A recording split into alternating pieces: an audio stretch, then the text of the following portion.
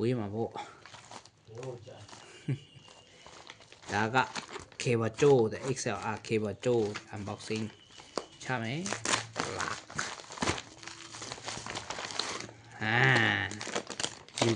Ukraine ကနေလာ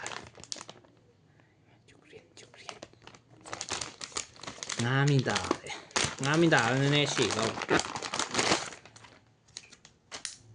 Ukraine user instruction တူပဲခြေတော့တယ်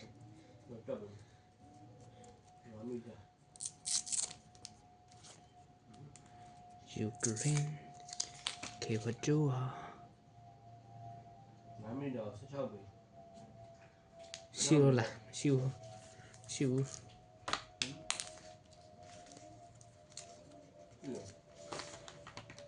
Okay